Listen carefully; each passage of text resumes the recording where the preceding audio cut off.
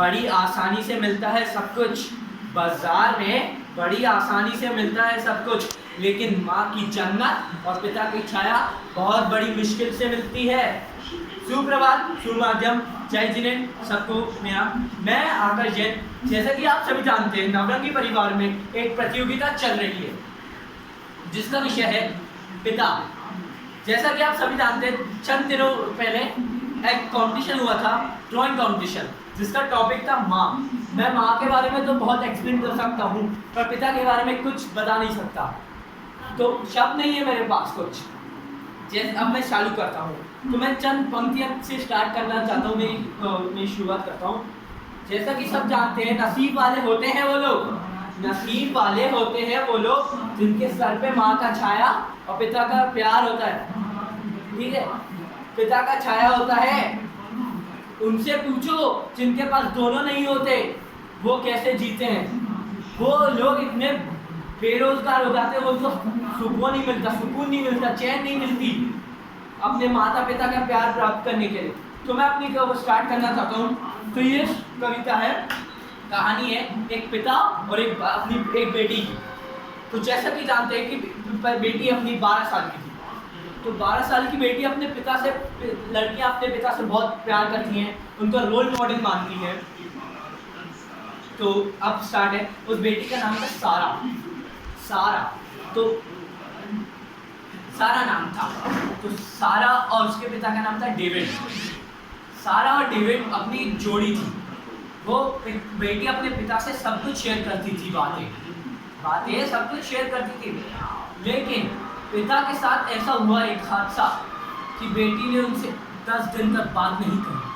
10 दिन तक बात नहीं करी बेटी ने। अब पिता घबरा गया, टेंशन भरा हो गया, हक्का बक्का हो गया कि बेटी ने ऐसा क्यों किया। वो जानने के लिए हड़बड़ा गया। वो टेंशन के मारे अपनी बीवी से पूछता है कि सुनती हो, मेरी बेटी मुझसे 10 दिन से बात नहीं कर रही अच्छे से। पिता अपनी बेटी को स्कूल छोड़ने जाता था, तो पहले तो वो हमेशा good bye, tata, see you, I love you dad कहती थी, पर आज 10 दिन से उसने कुछ नहीं कहा। ऐसा क्या हुआ, तब वो समझ नहीं पाया। तो उसकी बीवी की फ्रेंड ने उसे सलाह दी कि उसे मेरे पास लाओ। वो एक डॉक्टर थी, तो उन्होंने उससे शांत रूप से घुल मिला के उनसे पूछा क्या हुआ। तब उसने उसे थोड़ी बात बताई कि ऐसा हादसा हुआ था उसके साथ बहुत बुरा।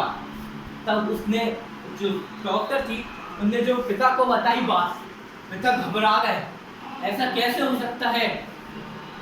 तो उनने देखा कि पिता जब घबराए तो उनने एक शपथ ली कि मैं अपनी बेटी के लिए, खुशी के लिए कुछ भी कर सकता हूँ, खुशी के लिए कुछ भी कर सकता हूँ। अपने चांद तारे क्यों ना तोड़ डाले। और वो पिता लोग होते हैं बहुत भावुक, अपनी बेटी के लिए कुछ कर सकते, कुछ भी। अब क्या हुआ, तो उसकी बेटी अब उस थोड़ी शांत सा हो गई। तो वो अब उस एक दिन सुबह जब वो स्कूल छोड़ने गए, तब उनने वो बेटी खुद नहीं कह पा रही थी, तो उसने चिट्ठी पे लिख के सब दे दिया पिता को। और पिता को उस दिन उसने आई लव यू डैड कहा, मैं जा रही। तो डैड उस दिन समझ गए उसकी बेटी वापस आ रही है। थोड़ा वो अनकॉन्शियस कम हो गई हो। तब पिता ने पूरी चिट्ठी पढ़ ली, तब उन्हें समझ में आया कि उसके साथ ऐसा हुआ। तब उस दिन के बाद पिता पूरी जांच पड़ताल करने लगे, क्या हुआ मेरी बेटी के साथ। तो उनको पता चला कि इसकी बस में एक इंसिडेंट हुआ। तब उनने उसके बाद एक प्रेरणा ली, आज से मैं अपनी बेटी के साथ पूरी जिंदगी रहूंगा। और बेटी ने भी एक प्रेरणा ली, पापा मैं आपका हाथ कभी नहीं छोड़ूंगी। तो उस दिन एक बेटी अपने बाप के लिए बहुत प्यारी हुई। जैसा आप सभी जानते हैं, लाडलियां तो सब होते हैं, बेटा या बेटियां, पिता कोई फर्क नहीं करता, बेटियां या बेटे, पिता के लिए कोई फर्क नहीं कर सकता। और मैं अब अपनी पंक्तियों को, अपनी कहानी को खत्म करना चाहता हूँ। उसके लिए मैं 2 लाइन बोलना चाहता हूँ।